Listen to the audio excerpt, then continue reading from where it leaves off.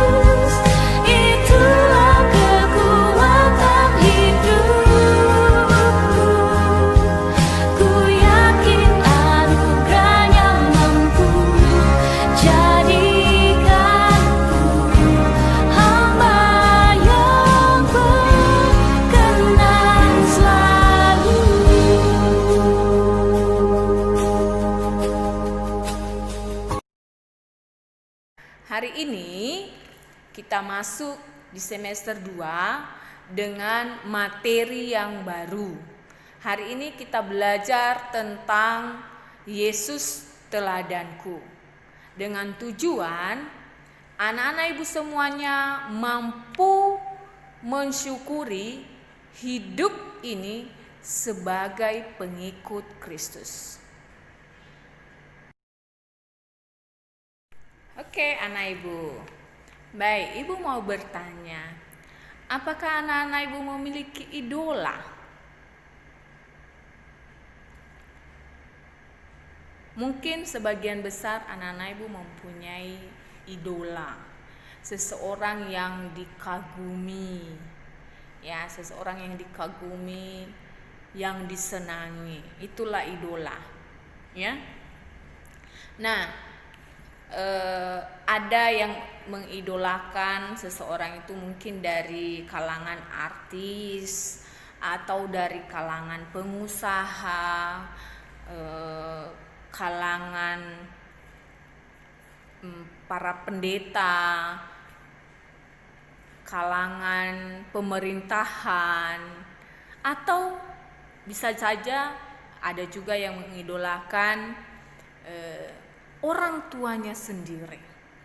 Nah, mengapa Ibu berkata seperti itu? Bahwa jika kita mengidolakan seseorang, sebagian besar juga kita akan mengikuti karakternya, kita akan mengikuti gerak-geriknya, mulai dari gaya rambutnya, cara dia berpakaian, cara dia berjalan, bahkan cara dia berkomunikasi. Kian di antara anak-anak Ibu yang perempuan, ada yang mengidolakan aktor-aktor dari Korea. Nah, mungkin juga di antara anak-anak Ibu yang laki-laki seperti itu. Nah, kamu sendiri yang melihat, yang merasakan siapa idolamu. Nah, oleh sebab itu, yang menjadi pertanyaan, apakah kita salah? Apakah kita salah mengidolakan seseorang dalam kehidupan kita? Nah, Ibu mau katakan tidak ada yang salah.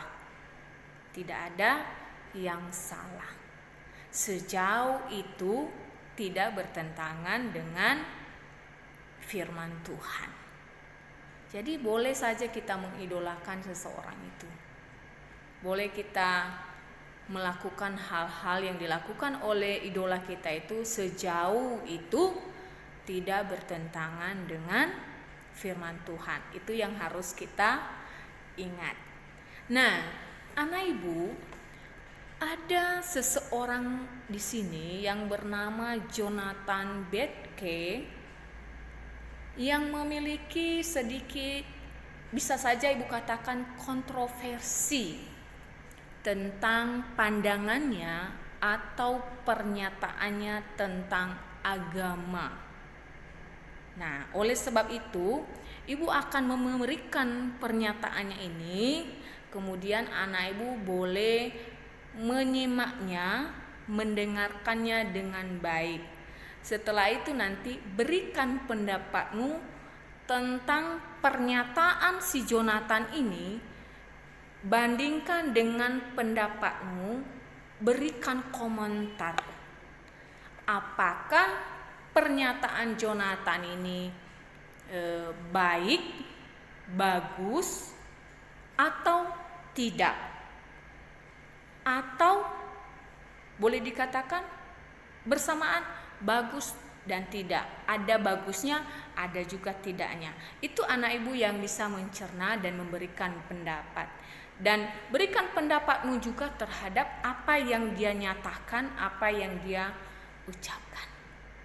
Oke, sip.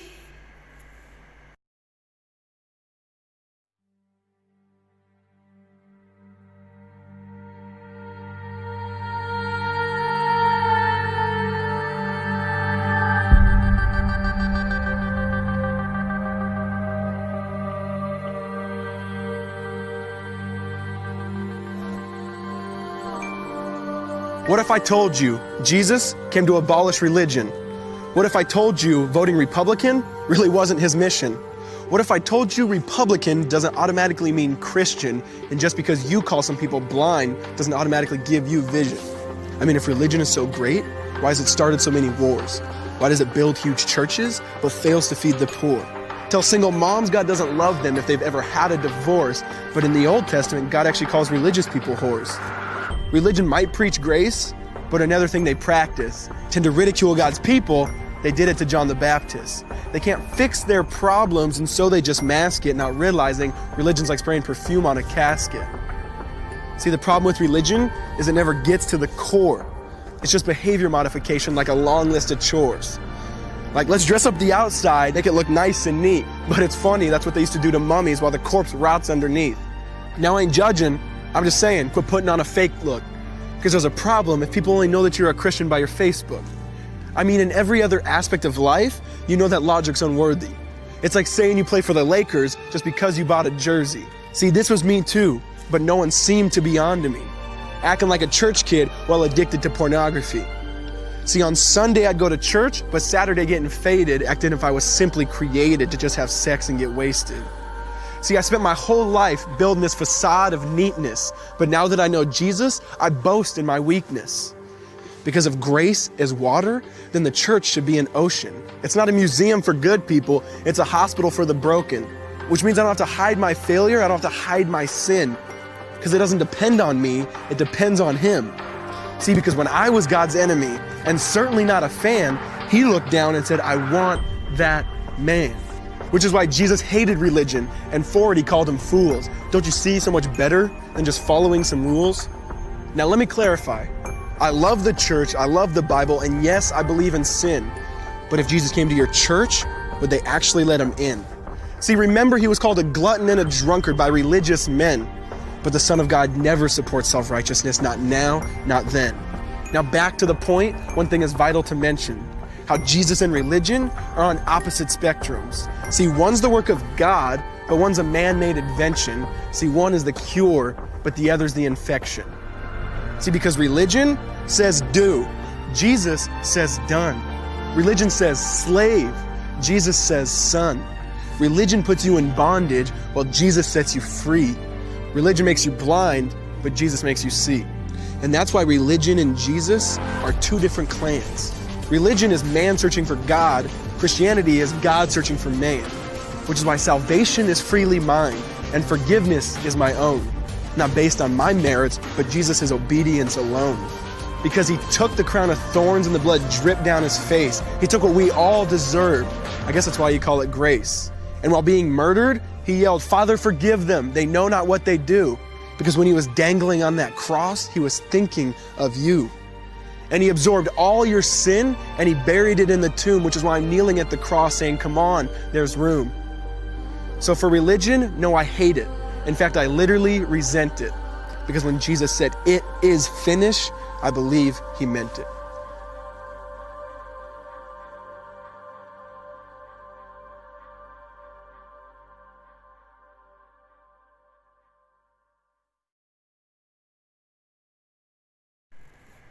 Itulah pernyataan Jonathan.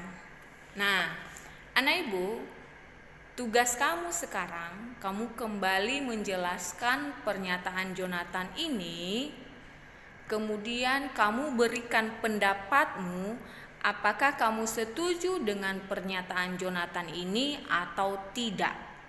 Kalau setuju, berikan penjelasannya. Kalaupun tidak setuju, kamu berikan juga penjelasannya.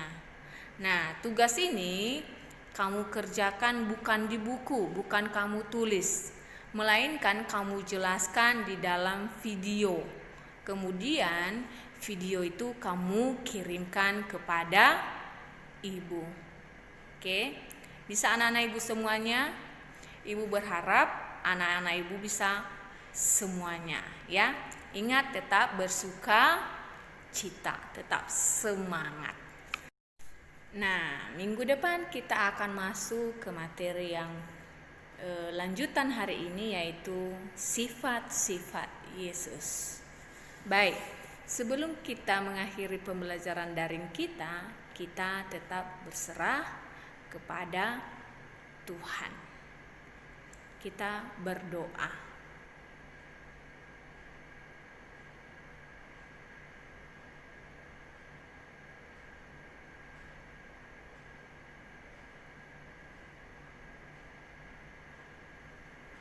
Amin.